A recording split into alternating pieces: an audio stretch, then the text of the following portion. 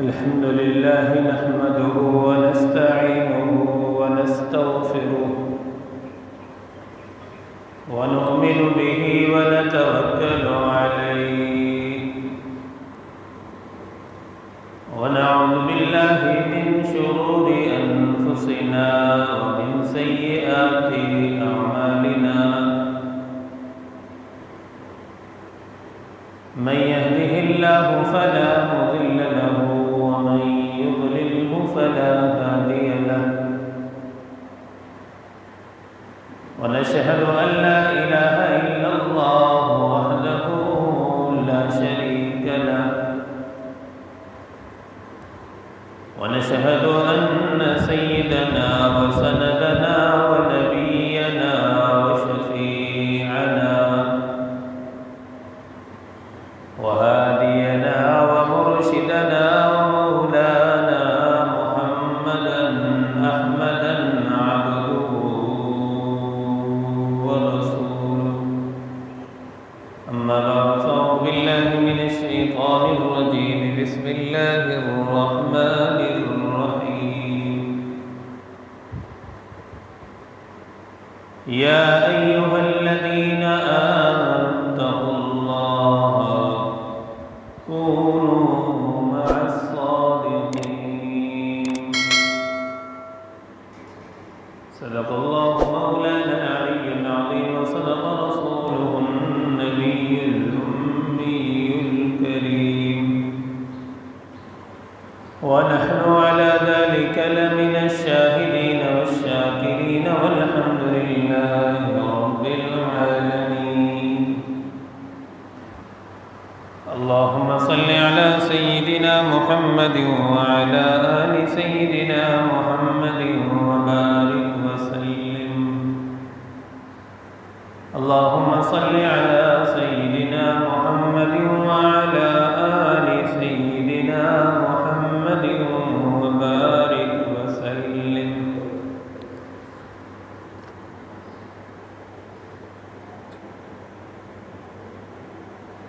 دنیا میں ہر انسان کی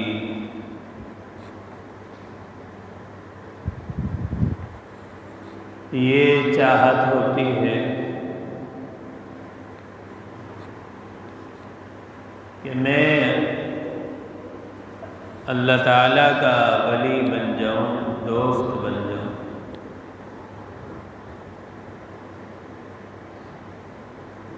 چاہے وہ انسان کتنا ہی بدکار، فاسق، فاجر کیوں نہ ہو،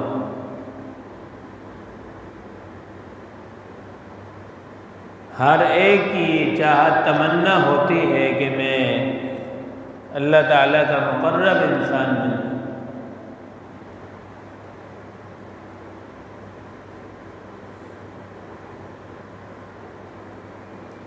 اور ظاہر سی بات ہے دشمن بننا تو کوئی پسند نہیں کرتا،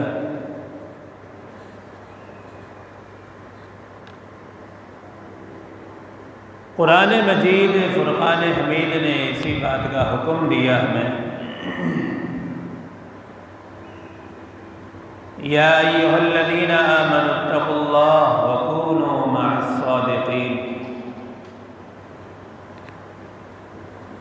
کہ اے ایمان والو اتقوا اللہ، اللہ تعالیٰ سے ڈرو۔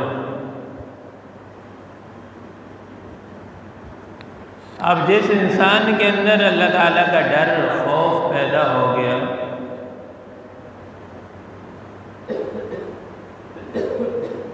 وہ اللہ تعالیٰ کا ولی ہے، مقرب بندہ ہے، نیک انسان ہے۔ خوف خدا ایک ایسی نعمت ہے جس کے بارے میں نبی کریم صلی اللہ علیہ وسلم نے دعائیں مانگی ہیں، یا اللہ ہمیں اپنا خوف نصیب فرما۔ ہمیں بھی اپنی دعاؤں میں اس دعا کو شامل کرنا چاہیے کہ اللہ تعالی ہمیں بھی اپنا خوف نصیب فرما۔ جب خوف پیدا ہو جاتا ہے، اللہ کا ڈر دل میں آ جاتا ہے، تو گناہ انسان سے چھوٹ جاتے ہیں، پھر گناہوں کے قریب نہیں جاتا انسان۔ اور آگے حکم دیا ہمیں اللہ نے وَكُونُوا مَعَ الصَّادِقِينَ، اور نیک لوگوں کی صحبت اختیار کیا کرو، نیک مجلس ہو جس مجلس میں اللہ تعالیٰ کی حمد و ثنا بیان ہو، اللہ کا ذکر ہو، تعلیم کی مجلس ہو، تعلیم کا حلقہ ہو، دیگر کوئی بھی نیک حلقے ہوں تو ان میں جڑنے کا ہمیں حکم دیا اللہ تعالیٰ۔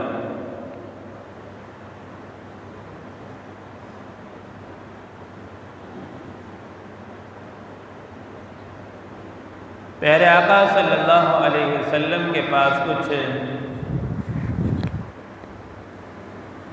بڑے بڑے کافر سردار آئے اور کہنے لگے یا رسول اللہ صلی اللہ علیہ وسلم، ہم آپ کی صحبت اختیار کرنا چاہتے ہیں، آپ کے پاس ہم بیٹھنا چاہتے ہیں، لیکن یہ جو فقراء مساکین آپ کے پاس بیٹھے ہیں، آپ اگر ان کو اٹھا دیں تو پھر ہم آپ کی مجلس اختیار کریں گے، آپ کی صحبت پھر ہم اختیار کریں گے، بیٹھیں گے آپ کے پاس۔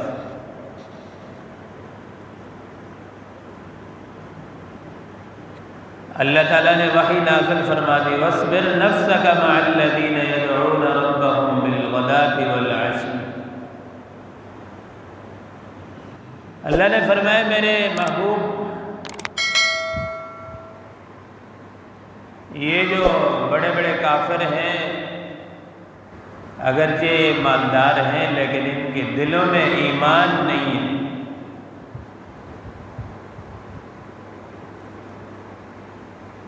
اور یہ جو آپ کے پاس فقراء مساکین بیٹھے ہیں ان کے دلوں میں ایمان ہے، آپ انہی کے ساتھ بیٹھیں اور انہی کی صحبت میں رہیں۔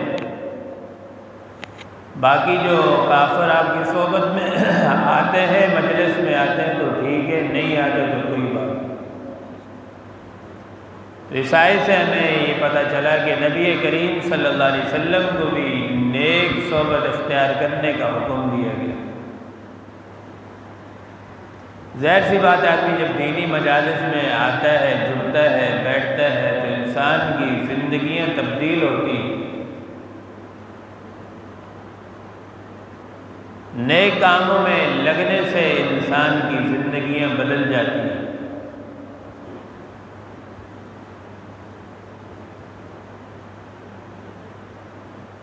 کل قیامت کے دن جس بات پر انسان سب سے زیادہ افسوس کرے گا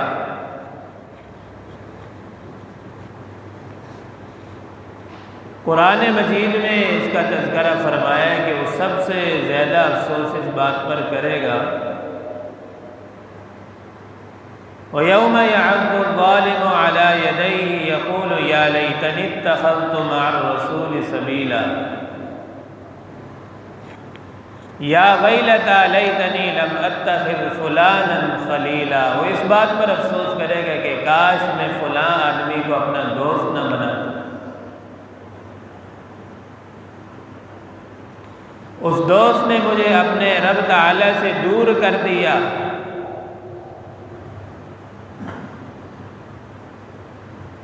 میں فلاں آدمی کو اپنا دوست نہ بناتا، لیتنی لم اتخذ فلانا خلیلا، فلاں آدمی کو میں اپنا دوست نہ بناتا تو میں اپنے رب سے دور نہ ہوں۔ کیونکہ حدیث مبارکہ میں آتا ہے المرء علی دین خلیلہ، انسان کو اگر آپ دیکھتے ہیں کہ کتنا دیندار ہے، اس کی دینداری دیکھنا چاہتے ہیں تو اس کو دوستوں کو دیکھو کہ اس کی دوستی اٹھنا بیٹھنا کن لوگوں کے ساتھ، اچھے لوگوں کے ساتھ ہے، دیندار لوگوں کے ساتھ ہے، جو سمجھ لو بندہ دیندار ہے، صحبت اس کی اچھی ہے تو سمجھ لو بندہ دیندار ہے، اچھا بندہ ہے۔ فَلْيَنْظُرْ أَحَدُكُمْ مَنْ يُخَالِفُ،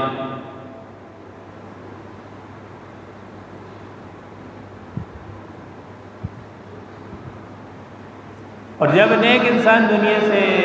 جاتا ہے، انتقال ہوتا ہے، تو فرشتے نیک انسان کو خوشخبری سناتے ہیں۔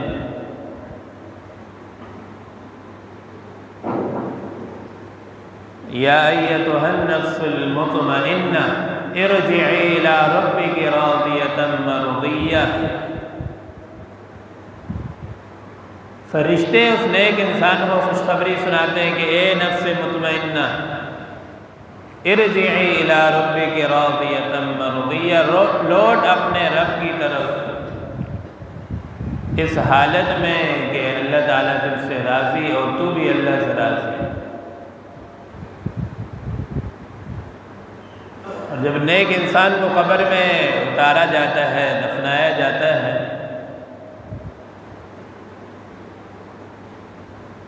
جو قبر کے فرشتے ہیں اس نیک انسان کو کہتے ہیں اہلا و سہلا مرحبا، خوش آمدید، تیرا آنا مبارک ہو۔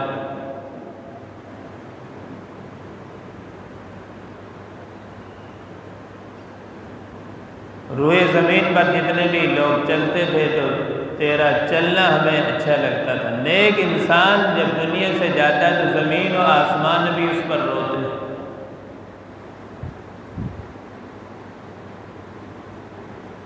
اور فاسق و فاجر جب دنیا سے جاتا ہے تو قبر اسے کہتی ہے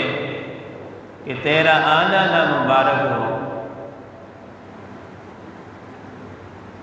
کیونکہ انسان کی سب سے بڑی کامیابی یہی ہے کہ وہ دنیا سے ایمان کی حالت میں اور اچھے اعمال کے ساتھ چلا جائے۔ یہ دنیا آخرت کا کامیاب انسان ہے، سب سے بڑا کامیاب انسان یہی ہے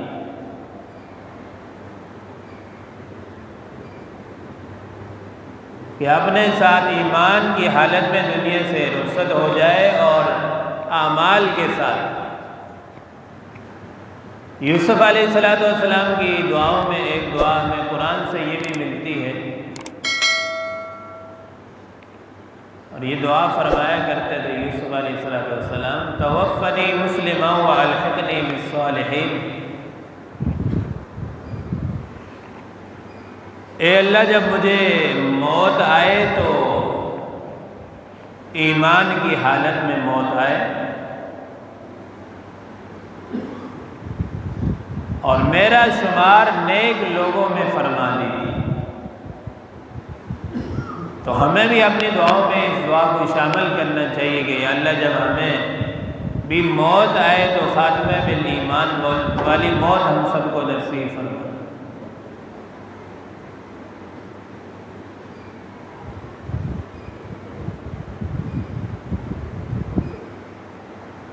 حضرت بلال حبشی رضی اللہ تعالیٰ عنہ کا جب آخری وقت ہے،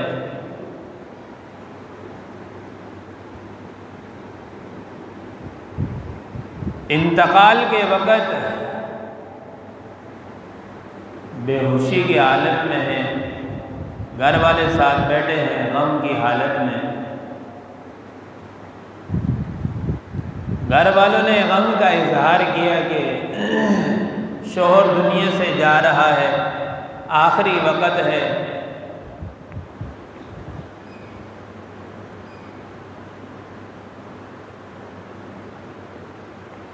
فرمایا واہ حزنا واہ حسرتنا، ہائے افسوس میرا شوہر دنیا سے رخصت ہو رہا ہے۔ حضرت بلال جب ہوش میں آتے ہیں تو آنکھ کھولتے ہیں اور یہ الفاظ منہ پہ ہیں، واہ فرحا واہ طرحا، کیا خوشی کا دن ہوگا، کیا مسرت کا دن ہوگا جب نلقا محمدا اصحابہ، جب ہماری ملاقات محمد رسول اللہ صلی اللہ علیہ وسلم اور صحابہ کرام سے ہوگی۔ صحابہ کرام تو اپنی موت پر خوشی مناتے تھے، غم نہیں۔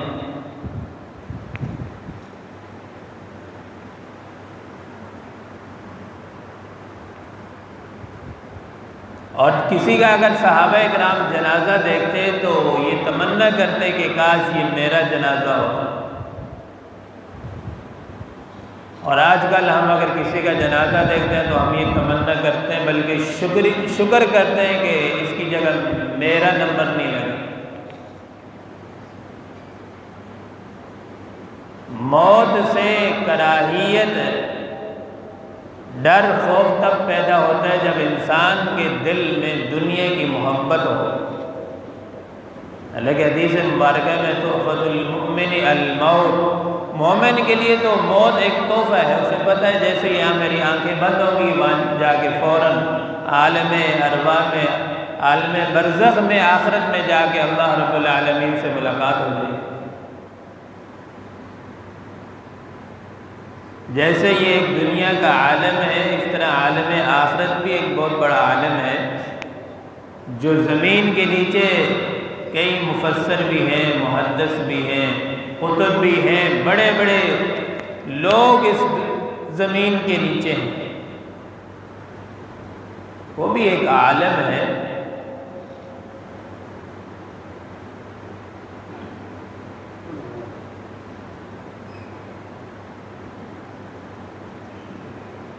تو مومن کے لیے جو موت ہے یہ ایک تحفہ ہے، مرتے ہی انسان جا کے اپنے رب سے ملاقات ہوتی ہے، نبی کریم صلی اللہ علیہ وسلم کی زیارت نصیب ہوتی ہے۔ تو موت سے وہی گھبراتا ہے، اسی کو ڈر لگتا ہے جس کو دنیا سے محبت ہو، اپنے بینک بیلنس سے محبت ہو، چونکہ جتنا بھی کوئی موت سے بچ جائے 100% یہ یقین ہے، پکی بات ہے کہ بالآخر موت ہر ایک انسان کو آئے گی۔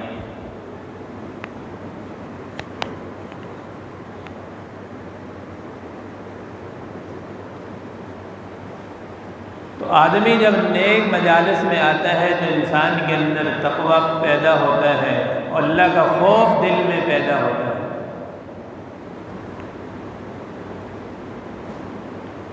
نیک مجلس کی نبی کریم صلی اللہ علیہ وسلم کی مشہور حدیث ہے کہ جیسے خوشبو کی دکان ہو، آپ خوشبو کی دکان پہ چلے جائیں، خوشبو بھلے نہ لگائیں لیکن آپ کو خوشبو آئے گی، آپ کا جسم معطر ہو جائے گا، طبیعت آپ کی معطر ہو جائے گی۔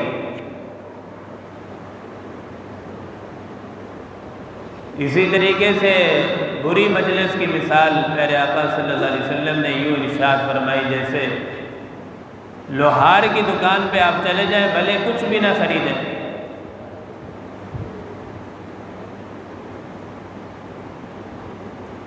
کچھ بھی نہ خریدیں، لیکن آپ کو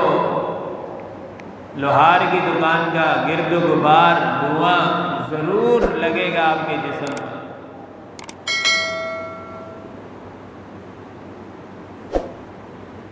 اس لیے قرآن پاک میں اللہ نے حکم دیا وَذَرُوا ظَاهِرَ الْإِثْمِ وَبَاطِنَ، ظاہری باطنی دونوں گناہوں کو چھوڑو۔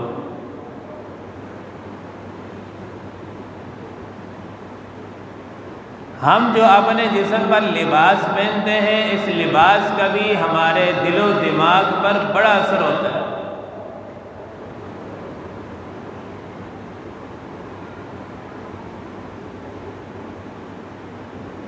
حدیث مبارکہ ہے من تشبہ بقوم فہو منہم، جو جس کی مشابہت اختیار کرے گا وہ اسی میں سے ہوگا، قیامت والے دن انہی قوموں میں سے اس کو اٹھایا جائے۔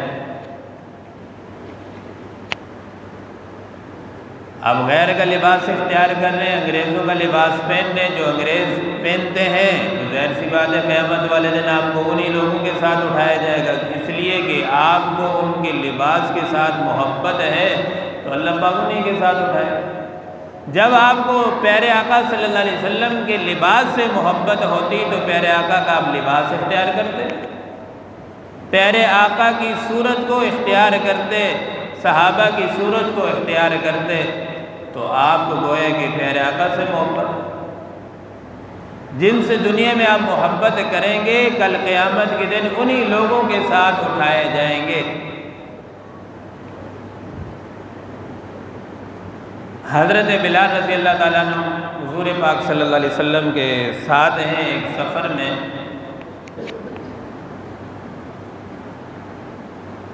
تو ایک جگہ پڑاؤ ڈالا، رکے، اذان کا وقت ہو گیا، نماز کا اذان دی، مشرکین کے کچھ بچے قریب کھیل لیتے،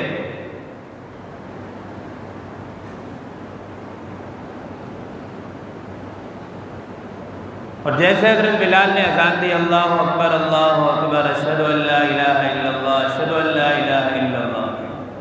ان میں ایک مشرکین کے بچوں میں سے ایک بچہ تھا جس کی عمر تقریباً 16 سال تھی، تو وہ نقل اتارنے لگا اللہ اکبر، مسلمان نہیں تھا، کافر تھا۔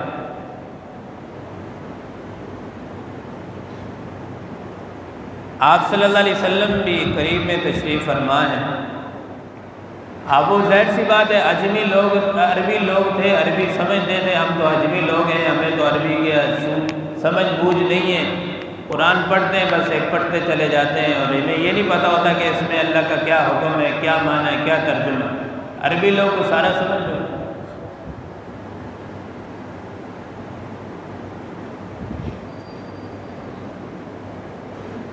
اور جب ان الفاظوں میں پہنچا اشہد ان محمد رسول اللہ، اب وہ ابو محذورہ آہستہ الفاظ میں نقل اتار رہے ہیں اشہد ان محمد رسول اللہ۔ جب آپ صلی اللہ علیہ وسلم نے یہ الفاظ سنے تو پیارے آقا نے فرمایا کہ ابو محذورہ زور سے پڑھو، کیا کہا، دوبارہ ان الفاظ کو دہراؤ۔ اب صحبت تھی، صحبت کا اثر، اور نقل اتارتے ہی دل میں ایمان اتر چکا تھا، دوبارہ کہا اشہد ان محمد رسول اللہ۔ جیسے ہی الفاظ بآواز بلند کے تو دل پہ ایمان راسخ ہو گیا، اور اللہ تعالیٰ نے کلمے کی توفیق دے دی۔ تو ہر مجلس کا اپنا اثر ہوتا ہے، اس لیے مولانا رومی فرماتے ہیں کہ یار بد مارے بد از بدتر، کہ جو برا دوست ہے نا یہ سانپ سے بھی زیادہ برا ہے۔ سانپ اگر ہمیں ڈستا ہے نا تو اس کی زہر سے جسمانی موت واقع ہوگی، اور برا دوست ہمیں ہاتھ سے پکڑ کے جو گناہ کرائے گا وہ روحانی موت ہمیں واقع ہوگی۔ تو اس لیے اپنے بچوں کی، ہم اپنے بچوں کی اپنی بھی فکر کریں کہ اچھی مجالس میں، اچھی جگہوں پر ان کو لے کے جائیں، یہ ہماری ذمہ داری ہے۔ نوح علیہ السلام کے بیٹے کو دیکھ لیں، پیغمبر کا بیٹا ہے، لیکن جب غلط صحبت ملی، غلط مجلس ملی، غلط ماحول ملا، غلط سوسائٹی ملی، تو وہ غلط ہو گیا، حرکات و سکنات ٹھیک نہیں ہوگی۔ جب نوح علیہ السلام نے کہا یا اللہ یہ تو میرا بیٹا ہے، دعا کے لیے ہاتھ اٹھائے تو اللہ نے فرمایا انہ لیس من اہلک، اس کی حرکات و سکنات تو آپ سے نہیں ملتی، انہ لیس من اہلک، اب آپ کے خاندان میں نہیں ہے، خاندان نبوت سے اللہ تعالیٰ نے اس کو نکال دیا۔ تو ماحول سے اب یہ دیکھیں نا، آخری بات سمیٹ رہا ہوں، ماحول کا کتنا اثر ہوتا ہے۔ گھر میں اگر والدہ نماز پڑھتی تو چھوٹا سا بچہ ہے 2 سال 3 سال،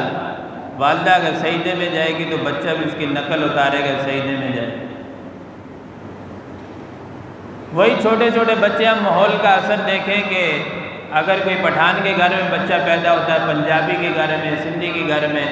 تو اس بچے کو کوئی زبان سکھانے کے لیے، مادری زبان سکھانے کے لیے کوئی باقاعدہ کلاس کا آغاز نہیں کرتے، یا کسی چیز کا اہتمام نہیں کرتے۔ 3 سال کا بچہ، 4 سال کا بچہ جو ہے نا آپ کو پشتو بولتا ملے گا، عربی کے گھر میں پیدا ہوتا ہے عربی بولتا ملے گا، سندھی کے گھر میں تو سندھی بولتا، پوری سندھی بولے گا، پوری زبان بولے گا۔ کیوں بھائی؟ ماحول اس کو ایسا ملے۔ تو جب آدمی ماحول میں جاتا ہے تو ماحول میں ڈل جاتا ہے تو پھر وہ ویسا ہی بن جاتا ہے۔ تو اللہ تعالیٰ سے دعا ہے کہ اللہ تعالیٰ ہمیں نیک لوگوں کی صحبت اور نیک مجالس میں جانے کی اللہ تعالیٰ ہم سب کو توفیق عطا فرمائے۔ جو کچھ کہا گیا، سنا گیا، اللہ پاک ہم سب کو عمل کی توفیق عطا فرمائے۔ وآخر دعوانا